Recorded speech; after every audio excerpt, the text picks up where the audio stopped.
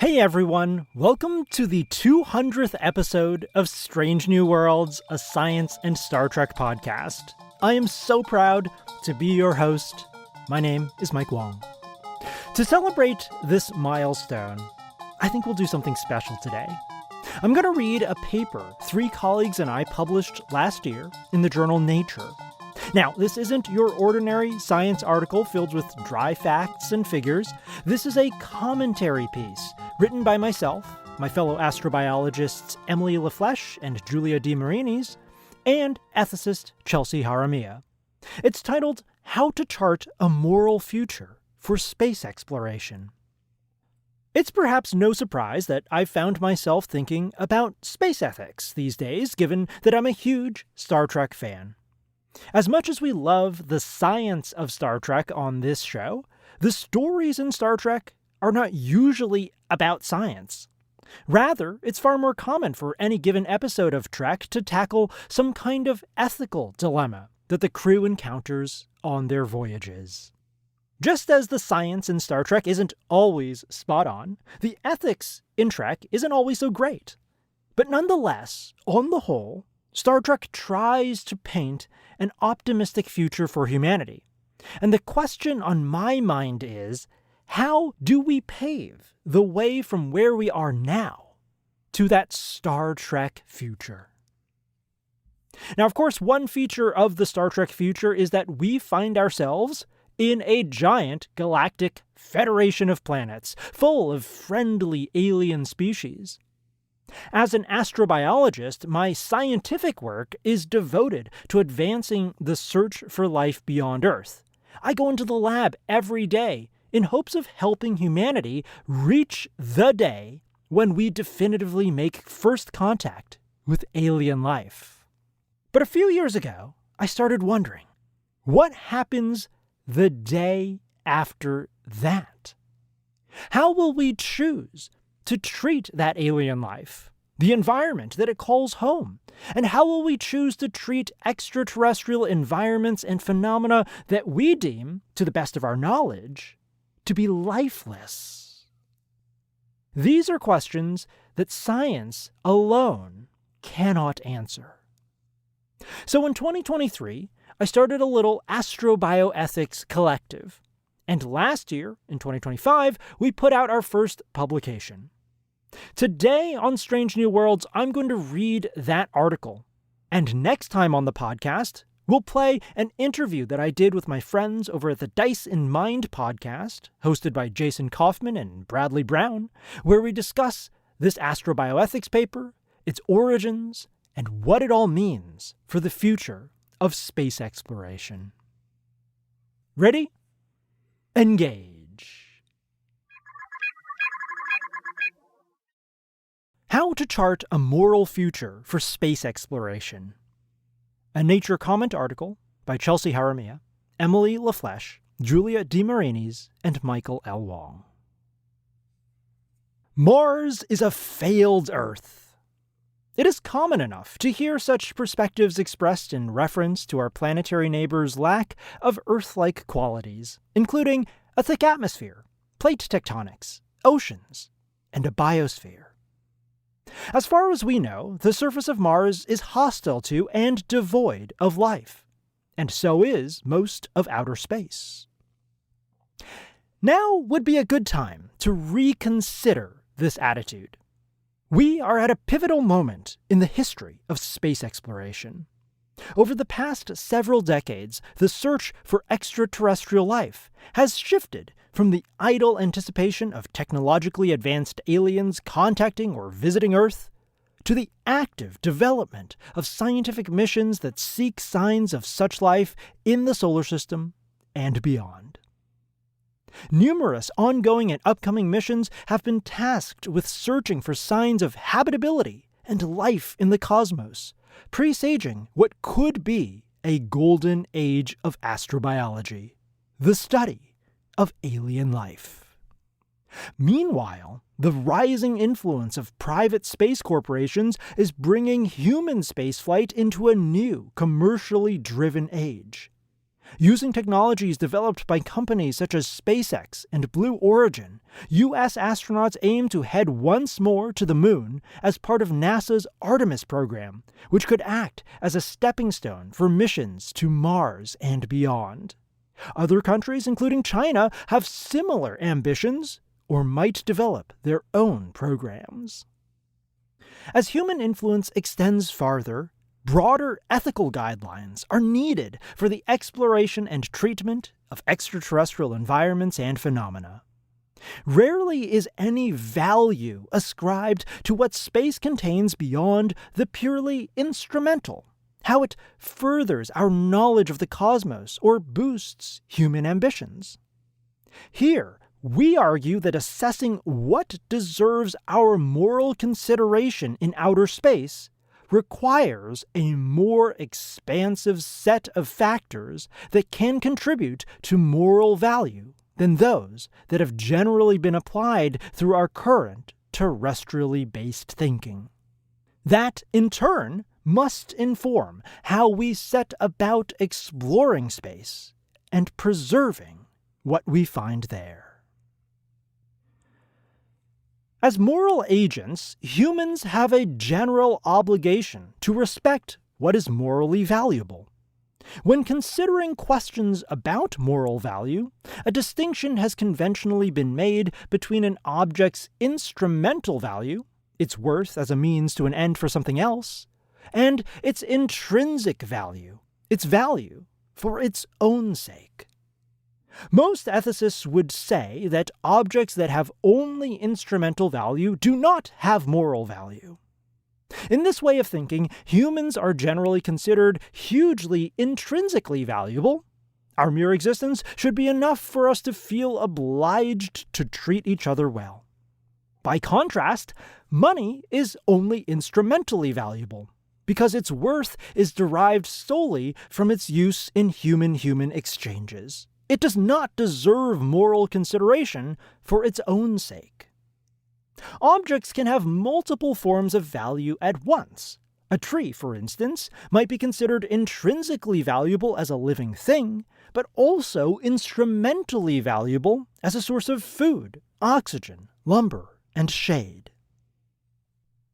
How to distinguish intrinsic value from instrumental value has been debated for millennia. In Western analytical philosophy, in contrast, it must be said to many other conventions, an uncompromising biocentric cutoff is sometimes imposed. Being alive is almost always a prerequisite for moral consideration. Within that boundary, many ethicists following the Western convention have taken a stratified approach, basing conditions for a moral consideration on mental attributes such as rationality, autonomy, and sentience. Sentientism focuses on a being's ability to experience certain types of welfare change that other entities can't. For example, it is now widely acknowledged that lobsters can feel pain, spurring some countries to ban boiling them alive.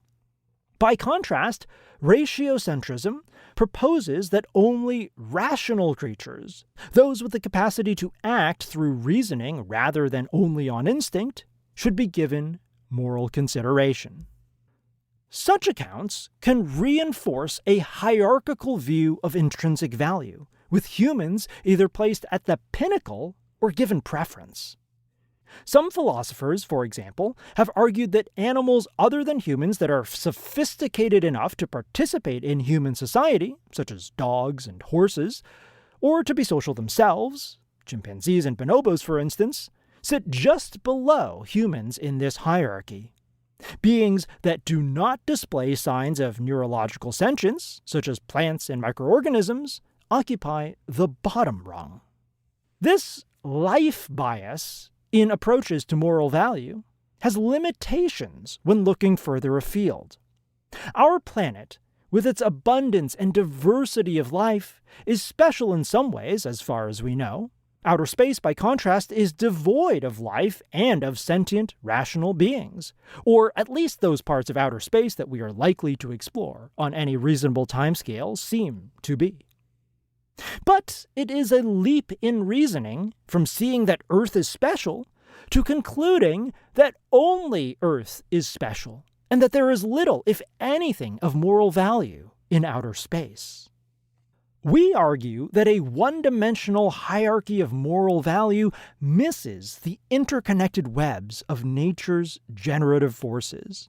Moreover, it fails to acknowledge that many entities, living and inanimate, sentient and non-sentient, rational and non-rational, can express several forms of value at once. In the case of space exploration, it misses the important possibility that inanimate entities and extraterrestrial systems can have tremendous moral value. Certainly, we have yet to see proof that they don't. Similarly, although the instrumental value of outer space environments to future human activities is widely acknowledged, focusing only on the distinction between intrinsic and instrumental value means we might miss or ignore other aspects that might contribute to moral value. For example, hydrothermal activity interacting with a hypothetical alien ecosystem on an ice-covered ocean world, say on Jupiter's moon Europa or Saturn's moon Enceladus, could generate a new kind of systemic value that ought to factor into ethical decisions regarding the exploration of such environments. Our expanded taxonomy of moral value encompasses 6 overlapping and nested categories that can all contribute to an object's overall moral value in distinct ways and to various degrees. Intrinsic and instrumental values remain, but we augment them with the following categories: relational value, innate value, systemic value, and rarity value. Intrinsic value. This category remains defined essentially as the worth that objects have by dint of their own attributes. It has been noted that this can lead to varying delineations of the term's precise meaning, as non-instrumental value, as value solely on the basis of an entity's intrinsic properties, ignoring its relationships to anything else, or as an objective value possessed independently of any assessor. In this analysis, we take intrinsic value to encompass the first and third of these qualities. It is an objective property independent of instrumental value. Innate value. We define this type of value as a subset of intrinsic value. It is possessed by ostensibly discrete entities independently of any relationships to anything else, and so ticks all 3 boxes of the above-mentioned definitions of intrinsic value. Recognizing innate value begins with acknowledging the projective nature of the cosmos, how nature produces its own projects through its incessant inventiveness and constructiveness. Life, as a product of evolution, is an obvious example of this kind of value. But this projective integrity extends to inanimate entities too. Take space environments such as Valles Marineris, Mars's canyon system, which is the largest known in the solar system, or the huge icy basin of Sputnik Planitia on Pluto and the cryovolcanic tiger stripes on Enceladus. These phenomena can be regarded as innately valuable because of their aesthetic properties, their structural complexity, or other factors. Everything we encounter in space is a product of cosmic evolution, and therefore might, to some degree, have innate value. Our ethical considerations must acknowledge this. Relational value. This value is distinct from the intrinsic and innate ones. It encapsulates the value that can be produced by distinct entities through their interactions, such as those between an author and a reader, a child and a parent, a forest and its resident animals, or a star and its orbiting planet. We contend that such relations can be morally valuable independently of the value status of the relation's members. Most people would readily acknowledge that a relationship between 2 humans can produce value distinct from and not reducible to the value of the 2 individuals, who also exist in and of themselves. But the same is less obviously true for a whole host of other relations. The relationships between predator and prey that result in ecosystem stability. Symbiotic ones, such as those between algae and fungi that create lichen. Or the one between silicate weathering and the removal of atmospheric carbon dioxide on a terrestrial planet. On Earth, such relations can also have instrumental value to humans by creating the conditions that allow us to thrive. Instrumental value. In our scheme, this is a subset of relational value. Instrumentally valuable phenomena produce positive effects for the things or people they affect. We contend that instrumental value can be indirectly connected to moral value through its relations to things of intrinsic value. Lunar ice deposits possess instrumental value as a source of water, and, after hydrolysis, oxygen and rocket fuel for crewed missions to the moon and beyond. These resources could factor into moral considerations because they might contribute to the welfare of intrinsically valuable human explorers. Instrumental value is therefore relevant to questions about moral value when considering the real-world activity of astrobiological exploration and the interconnected possibilities of scientific searches. Systemic value. This is generated when relational aspects factor into intrinsic value. It manifests in the systemic properties of entities interacting with each other and their environments. These are complex processes, not mere two-part relations. They have a kind of intrinsic value that cannot simply be reduced to a sum of the innate values of the system's members, or even to what emerges from their distinct relations. Systemic value emerges when relationships have systemic integrity, generative or regenerative abilities, or evolutionary potential. Ecosystems have systemic value, but so too can tightly interwoven inanimate processes. Systemic value lies at the intersection of intrinsic and relational values because it describes how dynamic systems comprising many interacting components can be valuable as a single entity and as a total that is greater than the sum of its parts. Rarity value. This value, rating from the uniqueness of an entity, is another way in which relational value can be measured. For instance, a storm on Jupiter, a mountain on Mars, or a human life are all rare, given the low occurrence of similar phenomena in the known universe. The moral value this produces cannot be reduced to the entity's innate nature, because innate value is considered independently of the value of other objects. What are the practical implications of our expanded and refined taxonomy of moral value? First, it is important to say that it does not devalue life, and certainly does not devalue rational, sentient life. In our framework, biological entities have remarkable intrinsic, innate, and relational value. Furthermore, a strength of our approach is that we attribute life's moral value to its projective qualities, rather than simply asserting that life is a morally valuable phenomenon.